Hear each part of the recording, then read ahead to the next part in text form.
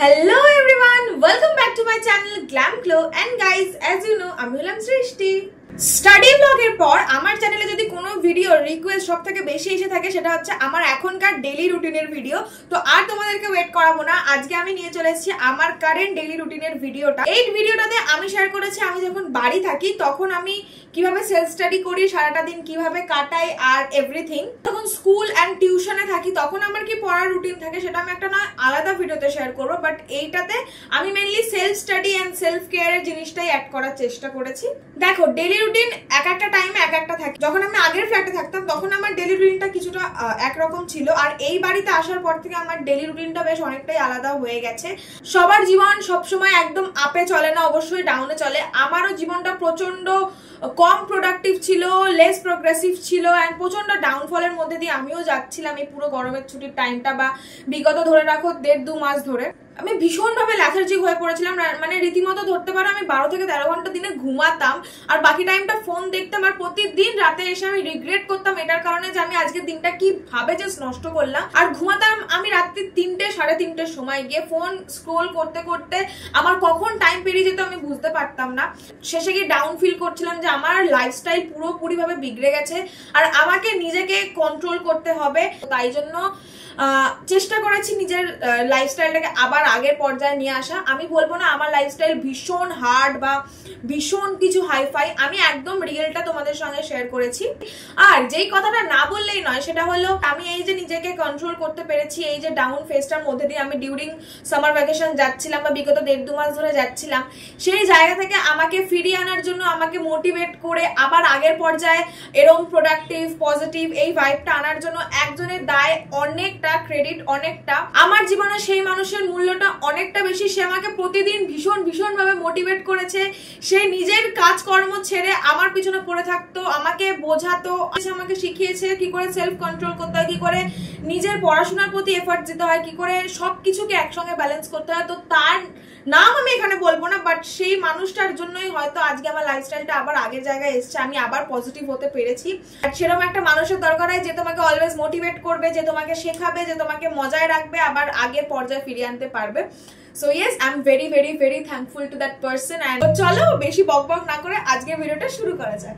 সকাল 8:30 থেকে 9:45 পর্যন্ত কনস্ট্যান্টলি অ্যালার্ম বাজার পর আমার ঘুমটা গিয়ে ভাঙে 9:45 সময়। হ্যাঁ, এখন আমি 9:45 সময় ঘুম থেকে ওঠার চেষ্টা করছি। অনেক ভেবেছিলাম যে প্রতিদিন সকাল 7টার সময় ঘুম থেকে উঠবো, তবে আমি একদমই মর্নিং পার্সন নই, তো সকালবেলা একদমই উঠতে পারি না হাজার চেষ্টার পরেও। তো তারপরে আমি নিজেই রিয়েলাইজ করলাম যে সৃষ্টি, লেটস বি রিয়েল, অত নিজেকে কঠিন ডেলি লাইফস্টাইলের মধ্যে দিয়ে না নিয়ে গিয়ে চলো 9টার সময়তেই ঘুম থেকে উঠি। অ্যাকচুয়ালি 9টা না, 9:45 সময় ঘুম থেকে উঠি। ঘুম থেকে উঠে একদম ফার্স্ট আমার যে কাজটা থাকে সেটা হচ্ছে ফোনটা হাতে নেওয়া। সকালবেলা ঘুম থেকে উঠে ভগবানকে এটা প্রে করি যে ভগবান আজকে দিনটা যেন আমার ভালো যায়, আর আরেকটা জিনিস প্রে করি সেটা হচ্ছে ভগবান আজকে যেন আমার ইউটিউবে রিচ ভালো থাকে। তারপর পেন্ডিং পড়ে থাকা মেসেজগুলো আর ইনস্টাগ্রাম ডিএমস গুলো রিপ্লাই দেওয়ার পর আমি আমার বিছানা তুলে নিই, পর্দাগুলোকে নিজের জায়গায় রেখে দিই আর বালিশগুলোকে সাজিয়ে রেখে দিই। সকালবেলাটা বাইরের দিকে তাকিয়ে থাকতে আমার বেশ ভালো লাগে। হ্যাঁ, এটা আলাদা ব্যাপার যে আমি ভোরবেলাতে উঠতে পারি না, কিন্তু আমি যখনই উঠি তখনই আমার খুব ভালো লাগে বাইরের দিকে তাকিয়ে লোকজন যাচ্ছে, গাড়ি ঘোড়া যাচ্ছে সেগুলো দেখতে। আর আমার বাড়িতে একটা অ্যাডভান্টেজ রয়েছে, আমার বাড়ি একদমই মেন রোডের উপরে। তো বিছানা ঝেড়ে ঘরটা একটু পরিষ্কার করে আমি বাইরে চলে যাই ব্রাশ করবো বলে। আমি 9:45 উঠি ঠিকই, কিন্তু আমার এইসব কাজ করতে করতে 15 মিনিট যেহেতু চলেই যায়,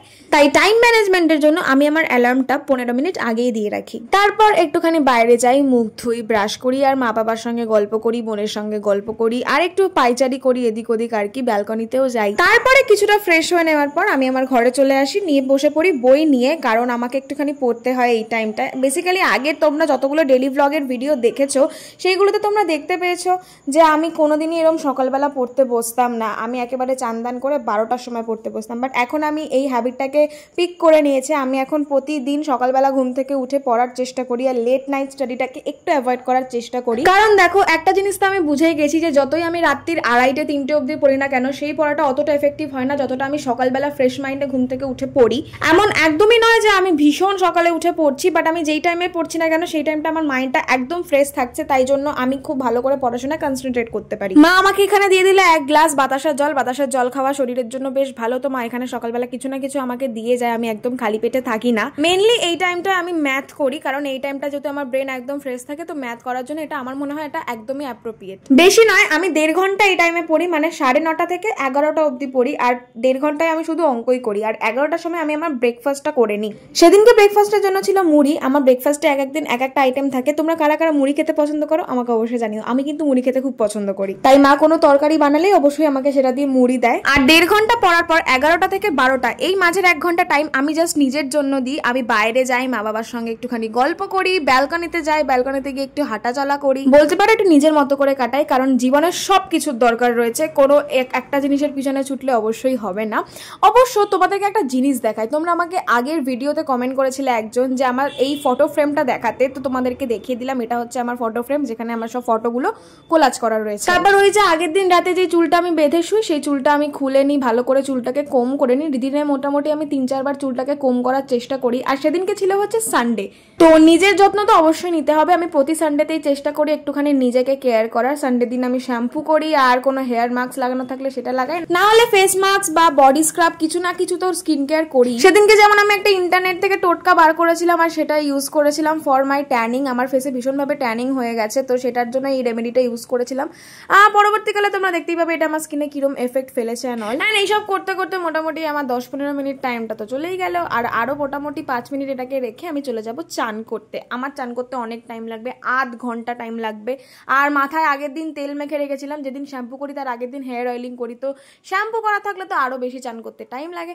তাই জন্য মোটামুটি 11:30 নাগাদ আমি চলে গেলাম চান করতে। এবার হচ্ছে আমার হেয়ার ওয়াশিং এর পালা। হেয়ার ওয়াশিং এর দিন আমি একটা সুন্দর বাথ নেওয়ার চেষ্টা করি। আর সারা সপ্তাহ স্কুল থাকে, তো তাড়াহুড়ো করে চান করতে হয়। বাট যেদিনকে আমি বাড়ি থাকি সেদিনকে তো চেষ্টা করি একদম রিল্যাক্সড একটা শাওয়ার নেওয়ার। এতে আমি অনেক রিল্যাক্সড ফিল করি। And you know guys what, তোমরা তো যারা আমাকে চেনো তারা জানবেই যে আমি কত বড় মিউজিক পাগলু, আর আমি সব থেকে বড় বাথরুম সিঙ্গার।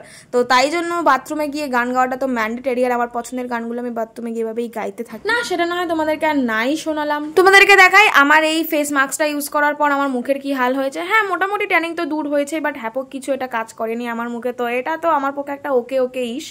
চলো বাথরুম থেকে বেরিয়ে ঘরে যাই অ্যান্ড সুন্দর করে ফ্রেশ হয়ে নিই। আর ঘরে যাওয়ার পর যেটা আমি করব সেটা হচ্ছে সবার আগে স্কিন কেয়ার। আমার কিছুজন সাবস্ক্রাইবার আমাকে কমেন্ট করে লেখে যে আমার স্কিন কেয়ার রুটিন কি। অ্যাকচুয়ালি তোমাদেরকে কি বলবো, আমার তেমন কোনো skin care, hair care, body care কিছুই নেই। আমি just normal moisturiser, face wash and lip balm use করি। আমি বেশি কিছু ইউজ করি না।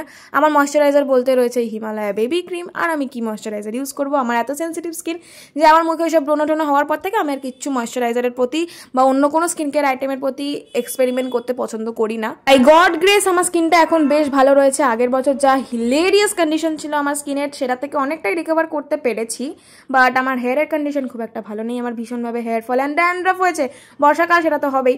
যাই হোক, যেদিন শ্যাম্পু করি সেদিন আমি চুলটা হালকা ড্রায়ার করি। খুব বেশি দিই না, একদম কোল্ড ব্রিজ যেটা সেটা দিয়ে আমি হাওয়া দিই মানে ড্রাই করি আর কি হেয়ারটা। কারণ চুলটা পুরো ভিজে থাকলে তো একদম মাথা সারা বিকেলেও শোকাতে চায় না। আর এইসব করতে করতে মোটামুটি আমার 12টা বেজে যায়। আর আমি গ্লাসে করে একটুখানি মাজা নিয়ে চলে এলাম আর বসে পড়বো পড়তে। এই টাইমটা বেশ আমি লং টার্মের জন্য পড়াশোনা করি। আমি সেদিনকে ফিজিক্যাল সায়েন্স পড়ছিলাম, লেকচার দেখছিলাম আর পড়ছিলাম। আমি শুনে পড়তে বেশি পছন্দ করি। তো 12টা থেকে 2:30 অবধি মোটামুটি 2.5 ঘন্টা আমি এই টাইমে পড়ে থাকি। আর একটু করে মাজা খাই, একটু করে কিছু খাই। যখন মাজা ফাজা তো থাকে না, তো ড্রাই ফ্রুটস খাই আমি এই টাইমে। অ্যান্ড তোমাদেরকে হালকা দেখিয়ে দিই, এটা হচ্ছে আমার কারেন্ট ইলেকট্রিসিটি চ্যাপ্টারের নোটস। আমি প্রথম যেদিন এটা ক্লাস করেছিলাম, তো পিডব্লিউর একজন আমাকে ব্যাচ দিয়েছিল, তো সেই ব্যাচ থেকে আমি ক্লাস করেছিলাম। তো তেনারা তো হিন্দি অ্যান্ড ইংলিশে বোঝায়, তো আমার ইংলিশটা বেশি কমফোর্টেবল তখন শুনতে মনে হচ্ছিল। ইংলিশ বাংলা করলে অসুবিধা হয়ে যেত। তাই জন্য এই চ্যাপ্টারের নোটসটা যেহেতু আমি পিডব্লিউ থেকে বানিয়েছি, তাই পিডব্লিউর জন্য আমি এটাকে ইংলিশে স্টার্ট করেছি আর পুরোটা ইংলিশেই লিখেছি। আমার অসুবিধা হয়নি। তারপর টানা 2.5 ঘন্টা পড়ার পর আমি চলে আসি 2:30 নাগাদ লাঞ্চ করার জন্য। সেদিনকে আমার লাঞ্চের মেনুতে ছিল খুব সিম্পল একটা জিনিস, সেটা হচ্ছে ভাত, কচুর শাক, মাছ, ডাল ইত্যাদি। আগের কিছুদিন ধরে আমি অনেক স্পাইসি অ্যান্ড রিচ খাবার খেয়েছিলাম, তো তাই জন্য মা সেদিনকে একদম সানডে হওয়া সত্ত্বেও সিম্পল খাবার দাবার বানিয়েছিল। আর খাওয়া দাওয়ার পর আমি চলে আসি আমার মা বাবার রুমে, গান চালিয়ে দিয়ে, এসি চালিয়ে দিয়ে, একদম ফেভারিট টাইম বলে আমার মনে হয় এটা আমার দিনের। অ্যান্ড তোমরা কি দেখে বুঝতে পারছো এটা কোন গান? যদি বুঝতে না পারো বুঝতে হবে না। সকালবেলা যখন আমি চান করে আসি, আমি তখন চুলটা আঁচড়াই না, কারণ তখন চুলটা ভেজা থাকে। আমি জাস্ট ড্রাই করে রেখে দিই আর আঁচড়াই আমি দুপুরবেলা।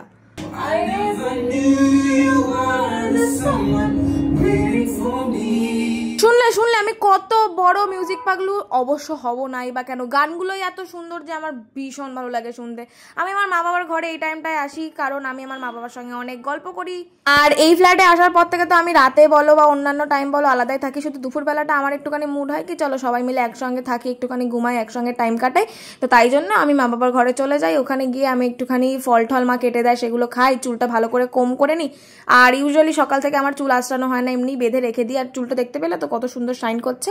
তোমাদেরকে আরেকটা জিনিস দেখাই, এই যে আমার চুলের সামনে লক্সটা দেখতে পাচ্ছ, তোমরা ভাবছো যে এই লক্সটা আমি কেটেছি কিনা। না গাইজ, আমি কাটেনি এই লক্সটা, এটা আপনি বেরিয়ে এসছে। ছোটবেলায় বারবি কাটতাম, ব্যাংকস কাটতাম, তো ওটাই বোধ হয় এখন বড় হয়ে এই হাল হয়েছে। দুপুরবেলা ভাত ঘুম বলে না, আমার ভীষণভাবে ভাত ঘুম পায়। তোমরা কি করো জানি না, তবে আমার তো খাওয়া দাওয়ার পরে ভীষণ ঘুম পায়, তো আমাকে তো দুপুরে ঘুমাতে। বাই দ্য ওয়ে, তোমরা এই ক্লিপটা দেখে ভাবতেই পারো যে পিছনে জানলার এখানে কালো কেন, তাহলে কি আমি রাতের বেলা ভিডিওটা শুট করেছিলাম? না না, রাতের বেলা শুট করিনি। অ্যাকচুয়ালি আমার মা বাবার জানলার এটা একটুখানি কালো প্লাস্টিক দিয়ে ঢাকা রয়েছে, বিকজ পাশেই যে তার একটা ফ্ল্যাট রয়েছে, সো তাই জন্য।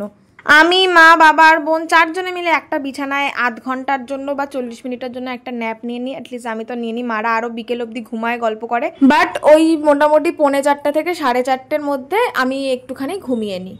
আমি যদি দুপুরবেলা না ঘুমাই আমার প্রচন্ড ল্যাদ লাগে আর আমার বিকেলবেলাটা এনার্জি থাকে না, তাই আমি আধ ঘন্টা হলেও সে আমি যতই ব্যস্ত থাকি না কেন আমি একটুখানি ঘুমিয়ে নেওয়ার চেষ্টা করি।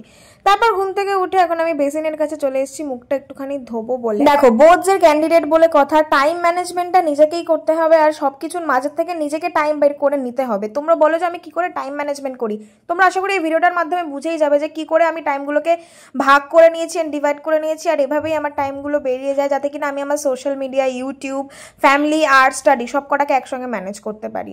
তো বিকেলবেলাটা আমি মোটামুটি একটুখানি পড়ার জন্য রাখি। এমন নয় যে আমি ভীষণ জোর কদমে পড়াশোনা করছি বা ভীষণ হার্ড একটা পড়াশোনার রুটিনের মধ্যে দিয়ে যাচ্ছি। তোমরা দেখলেই বুঝতে পারবে আমি খুব ইজি ফিজি একটা রুটিনের মধ্যে দিয়ে যাই পড়াশোনার ক্ষেত্রে। আর তোমরা তো দেখতেই পাচ্ছ যে আমি ভীষণভাবে ব্রেক মেথডটাকে ফলো করি, একটানা 6-7 ঘন্টা পড়ি না একেবারেই, তাই জন্য অনেকটা পড়তে পারি দিনে। তোমরা ভিডিও শেষে দেখতে পাবে সেদিনকে আমি প্রায় 8 ঘন্টা পড়েছিলাম।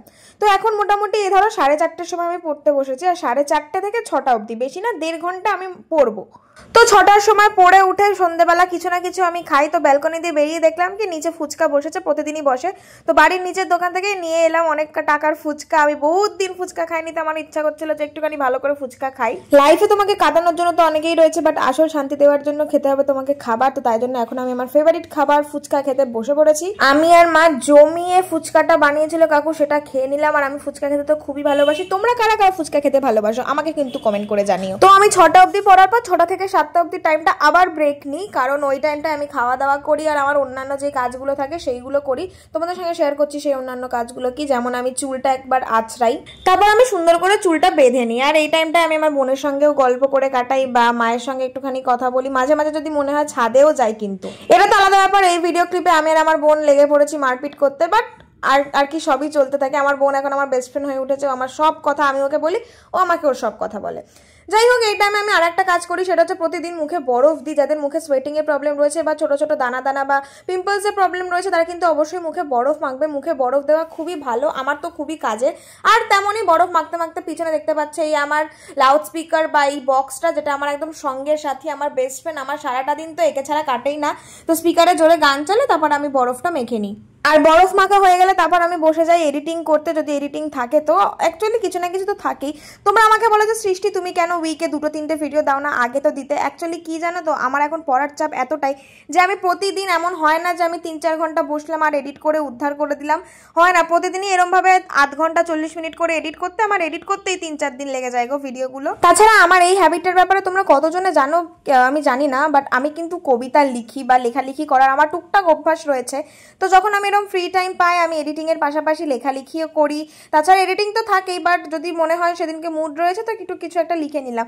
যেমন সেদিনকে ছোট্ট একটা এরকম কোটেশন লিখেছিলাম। আমি এরকম ছোট ছোট লেখা লিখি, আমার বেশ ভালো লাগে। কবিতাও লিখি, গল্পও লিখি, প্লাস এরকম ছোট ছোট কোটেশনও লিখি। তোমাদেরকে দুটো দেখালাম তার মধ্যে, তোমরা জানিও তোমাদের এই দুটো কিরম লাগলো। সকাল থেকে তো প্রায় অনেকক্ষণই পড়াশোনা হয়ে গেছে, খুব একটা পড়াশোনায় মুড করছিল না। আর আমি এমন মানুষ একদমই নয় যে আমাকে জোর করে ঠেলে ঠেলে পড়তে বসাতে হয়। যখন আমার পড়তে বসতে ইচ্ছা করে না আমি জাস্ট ছেড়ে দিই, আমি বসি না পড়তে। করতে। এমন নয় যে আমার এই ইচ্ছাটা প্রতিদিন প্রতিটা সময় হয়ে থাকে, না, অনেকক্ষণ পড়ার পর নিজেকে এরকম ছুটি দেওয়া অবশ্যই দরকার। তো সকাল থেকে যেহেতু আমি অনেকটাই টেনে পড়েছি, তাই জন্য আমার এই রাতের বেলা 7টা থেকে 10টা অবধি ইউজুয়ালি পড়ার কথা, বাট আমার সেদিনকে একদমই খুব একটা বেশি পড়ার ইচ্ছা করছিল না। তো আমি তাই জন্য খুব চাপা বা খুব ডেডিকেটেড কোনো পড়া করিনি, জাস্ট আমার একটা নোটস লেখা বাকি ছিল, তো আমি গান চালিয়েই কিন্তু নোটস লিখছিলাম।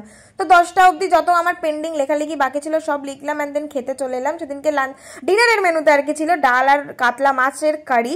দেখো মাছের পিসটা পুরো লাভ শেপের।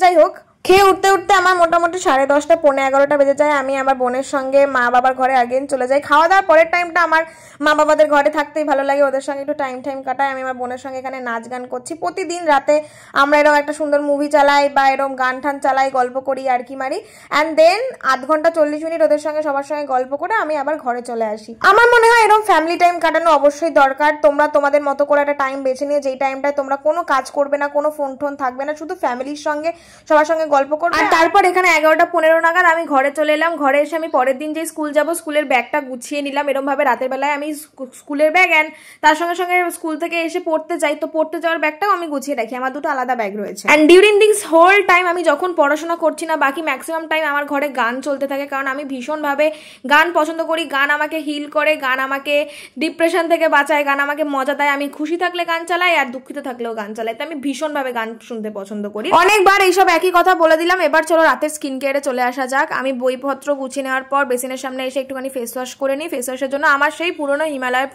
এই ফেস ওয়াশটাই আমি ইউজ করি। আই নো যেটা অনেকেই ইউজ করো তোমরাও। আর ফেস ওয়াশ করে আমি যখন ঘরে এসেছিলাম, আমি অপূর্বা মুখিজা বা দ্য রেবেল কিডের ভিডিও চালিয়ে দিয়েছিলাম। আমি কানে শুনছিলাম আর স্কিন কেয়ার হেয়ার কেয়ার করছিলাম। আমার ওকে ভীষণ ভালো লাগে, তো আই নো তোমাদেরও অনেকের ভালো লাগে, আর আমার তো মানে মারাত্মক লেভেলের ওকে ভালো লাগে। আমি ওর প্রতিটা ভিডিও খুব মনোযোগ সহকারে দেখি। আমি ভীষণ ভীষণ ভীষণ এনজয় করি, ও স্পেশালি অপূর্বা স্টোরি টাইম ভিডিওগুলো। তো ওরই একটা ভিডিও আমি সাউন্ড বারে চালিয়ে দিয়ে আমার হেয়ারটাকে ভালো করে কোম করে নিলাম, অ্যান্ড হেয়ারটা রাতে প্রতিদিন বাঁধার আগে আমি ভালো করে হেয়ার ম্যাসাজ করে দিই। এতে অনেকটা ফ্রি লাগে, অনেকটা রিল্যাক্স লাগে। তোমরা এই পদ্ধতিটা ইউজ করতে পারো। আর রাতে তো অবশ্যই চুল ছেড়ে ঘুমাই না, আমি চুল বেঁধেই ঘুমাই। তো চুলটা সুন্দর করে বিন্নি করে দিলাম, মুখে একটুখানি ময়শ্চারাইজার ইউজ করে নিলাম, অ্যান্ড ঠোঁটে ইউজ করে নিলাম লিপ বাম। তারপর রাতে শোয়ার জন্য বিছানা পালনগুলোকে রেডি করে নিই, মানে মোটামুটি ঘরটার একটুখানি ছাড়ি। আর এভরি অল্টারনেটিভ ডেজে আমাদের যেহেতু রাস্তার পাশে বাড়ি, তো তার জন্য প্রচুর ঘরে ধুলো পড়ে। তো আমার এরকম একটা ঝাড়ন রয়েছে, এই ঝাড়ন দিয়ে বেশি না, মোস্টলি ইউজ যে জায়গাগুলো হয় যেমন খাট আর ড্রেসিং টেবিল আর অন্যান্য জায়গাগুলো হালকা করে ঝেড়ে নিই। অ্যান্ড আমার স্কিন অলরেডি, আমার হেয়ার অ্যান্ড আমার বেড সব একদম রেডি ঘুমাতে যাওয়ার জন্য। দেখো আমার যখন পড়ার চাপ থাকে তখন কিন্তু আমি অবশ্যই খেয়ে দিয়ে উঠে রাতের বেলা পড়তে বসি, বাট আজকে আমি সকাল থেকে অলরেডি 8 ঘন্টা পড়ে নিয়েছি, তাই জন্য আর নিজেকে একদমই ফোর্স করলাম না, রাতে আর পড়তে বসিনি। সুন্দর করে দিনটা কাটাতে পারার জন্য ঠাকুরকে অনেক অনেক থ্যাংক ইউ বলে নিলাম আর ঘুমাতে চলে গেলাম। কারণ সারা দিনের জার্নি হোক, ধকল হোক, যাই হোক না কেন, সবার শেষে গিয়ে এটাই কিন্তু একদম সব থেকে বেশি সুকুনের জায়গা। তো হ্যাঁ, সারাদিন এভাবেই সবকিছু ব্যালেন্স করার মাধ্যমে আমার ডেলি রুটিনটা এখানেই এন্ড হলো। I hope you guys enjoyed this video. If you did, then don't forget to hit the like button, do subscribe to my channel and hit the bell icon. And I will meet you in the next video. Bye.